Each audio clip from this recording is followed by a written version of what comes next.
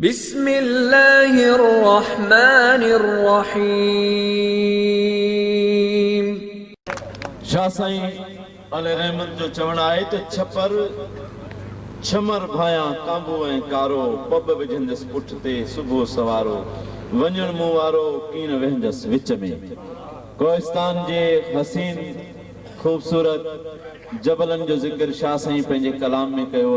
असांजे कोहिस्तान जी उहा खूबसूरत सुहिणी धरती जिते जाम लोहार जहिड़ा दरवेश ऐं वली पीर बाकर शाह जिलानी जहिड़ा बुज़ुर्ग हस्तियूं, गुरु मंगलगिर थाणे बुला खान जे अंदरि उहा समाधि आहे जिते असांजा हिंदू भाइर वॾी अक़ीदत सां मेला मल्हाईंदा आहिनि, वॾा प्रोग्राम थींदा आहिनि ऐं घरनि जो ई रस्ते में नज़ारो कुदरती चश्मो हिते रतननाथ जी हिते भी मड़ी आहे।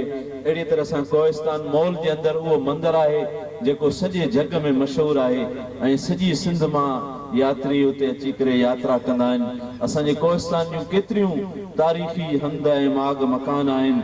खीरथर जबल जेको दुनिया में वॾो नालो आहे, असां वटि रनी कोट आहे कोहिस्तान में जेको दुनिया में वॾे में वॾो किलो आहे।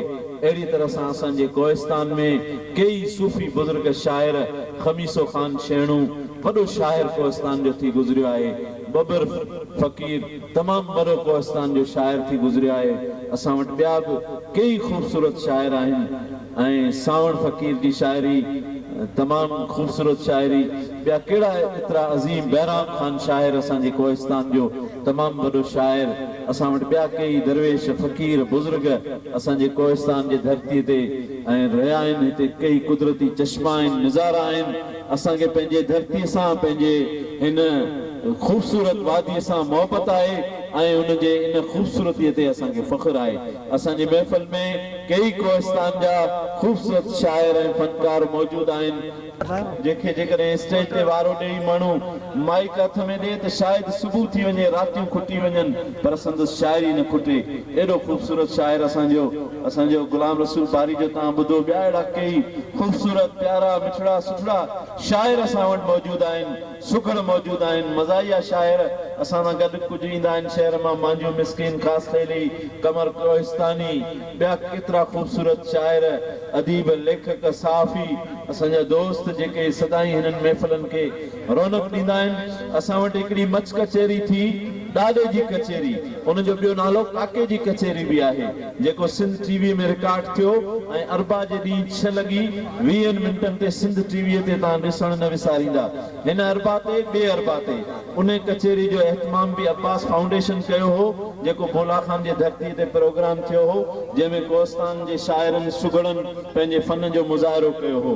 उहो प्रोग्राम 6:20 ते हिन अरबा ते बि ॿिए अरबा ते बि नशर थींदो, जेको बख़्शण महिराणवी इल्म जूं ॻाल्हियूं थींदियूं रहनि। दोस्तो, ज़रूरत इन ॻाल्हि जी आहे, हिन औलियान बुज़ुर्गनि ऐं दरवेशनि जिन वटि असां अचूं था पिया अक़ीदत ऐं मोहबत मां, उन्हनि जो पैगाम छा आहे, उन्हनि जी तालीम छा आहे, उन्हनि जो दर्स छा आहे, उन्हनि असांखे छा सेखारियो सम्झायो आहे, केॾो मोहबत जो ऐं जेको आहे सो असांखे सुजागी जी तालीम जो दर्स ॾिनो आहे हिननि दरवेशनि, त पाण में का नफ़रत न हुजे, के वेछा न हुजनि, दुनिया जे हिननि मामूली चीज़नि मिल्कतनि बनी ॿारनि ते के फॾा ऐं झेड़ा न हुजनि, के फसाद ऐं फितना न हुजनि, गिलाऊं गीबतूं न हुजनि, के ठगियूं फरेब धोखा न हुजनि, मोहबतूं हुजनि ऐं पाण में मेठ मेलाप हुजे, को पाण में भाइपी जो रुझान हुजे ऐं असां में सुजागी हुजे।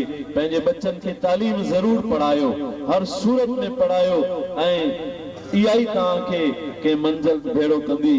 पंहिंजे बच्चनि खे दीन जी तालीम बि पढ़ायो, स्कूल जी तालीम बि पढ़ायो, स्कूलनि खे कामयाब कयो, स्कूलनि खे आबाद कयो, पंहिंजे बच्चनि खे पाबंदी सां स्कूल में मोकिलियो, उन्हनि खे सफ़ाई सुथराई सेखारियो। असां कुझु तव्हांजे लाइ तोहफ़ा सूखड़ियूं बि आंदियूं आहिनि, उहे बि प्रोग्राम जे पुॼाणीअ ते तव्हांखे ॾींदासीं इंशाअल्लाह। ऐं उन सां गॾोगॾु पंहिंजी समाजी तंज़ीम अब्बास फाउंडेशन तव्हांजे ख़िदमत में रुधल आहे, जंहिंमें असां माज़ूरनि जे लाइ हिकिड़ियूं साइकिलूं, व्हील चेयर साइकिलूं आंदियूं आहिनि, 1000 साइकिलूं आहिनि 41 लख रुपयनि जे मालियत मां उहे वरितियूं वयूं आहिनि जेके माज़ूरनि में विराइजी रहियूं आहिनि। हिन महिल ताईं 350 विराइजी चुकियूं आहिनि अब्बास फाउंडेशन पारां। बाक़ी ॿियनि जी विरासत बाक़ी आहे। तव्हांजे इलाइक़े में किथे बि को माज़ूर हुजे जेको हलण खां लाचार हुजे, टंगुनि खां माज़ूर हुजे, उहो जेकॾहिं इन व्हीलचेयर जे ज़रिए सां हलणु चाहे त उनजी दरख़्वास्त, उनजो फोटो कापी, शनाख्ती कार्ड जी ऐं तस्वीर इहा तव्हां असांजे इलाक़ाई यूनिट जे कंहिं उहिदेदार वटि या असां वटि जमो करायो। असां उनजे तक़सीम जी डेट तव्हांखे आगाह कंदासीं ऐं उन माज़ूर खे व्हीलचेयर मिलंदी। हिते ईंदे ईंदे रस्ते में 2 टे माज़ूर ॾिसण में ईंदा आहिनि, उन्हनि मां 2 टिनि खे मिली बि चुकी आहे, बाक़ी जेके रहियल आहिनि उन्हनि खे बि ॾींदासीं। अहिड़ी तरह सां कंहिंजी टंग कंहिं हादसे या सबब जे करे वढिजी वई आहे त उहा नई टंग लॻाए ॾिनी वेंदी। असां तक़रीबन हिन महिल ताईं कोई 300 जे क़रीब टंगूं लॻाए चुका आहियूं जंहिंजी मालियत 90 लख रुपए खां वधीक आहे ऐं इहो सिलसिलो असांजो जारी आहे।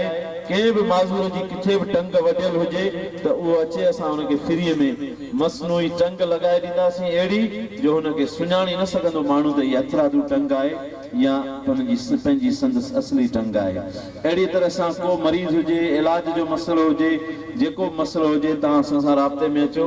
असां हिन दफ़े इनशाअल्लाह हिन तव्हांजे इलाइक़नि में पंहिंजे तंज़ीम जा यूनिट खोले रहिया आहियूं। उनजे ज़रिए तव्हां कोस्तान वासियुनि जी ख़िदमत खे असीं पंहिंजी इबादत सम्झूं था। असां इहो चाहियो त काफ़ी शाइरनि सुगड़नि खां कलाम ॿुधोसीं, तमामु ख़ूबसूरत असांजा सुगड़ हुआ। साईं भट्टी साहब तमामु प्यारो ॿुधायो, सोलंगी साहब तमामु ख़ूबसूरत ॿुधायो, बिरामाणी साहब ॿुधायो, तमामु घणो सुठो मवाद अची वियो। थोरो हिननि साज़नि सुरूदनि खे बि तव्हां ॿुधो। हालांकि असां हिन दुनिया सां एतिरा वांझल कोन आहियूं, साज़नि सुरूदनि जी असांखे ख़बर कोन्हे। घणा माण्हू चवनि बि था यार मौलवी कीअं हिननि साज़नि सुरूदनि में अची पिया आहिनि। असां साज़नि सुरूदनि में कोन पिया आहियूं, असांजी वाकई हीअ दुनिया न आहे, पर ही कोहिस्तान जी कल्चर आहे, मच कचेरी असांजी समाजी तंज़ीम आहे, तंहिंजे तरफ़ां रखियो थो वञे। उन में असांजी सार संभाल करणु तंज़ीम जे ख़ादिम जे हैसियत सां करणी थी पए असांखे। असां पाण कोन सम्झूं इन्हनि खे। बहरहाल पंहिंजी हिकिड़ी इल्मी मंज़िल ज़रूरु आहे जंहिं बहाने पोइ हीउ बि कुझु थी थो वञे।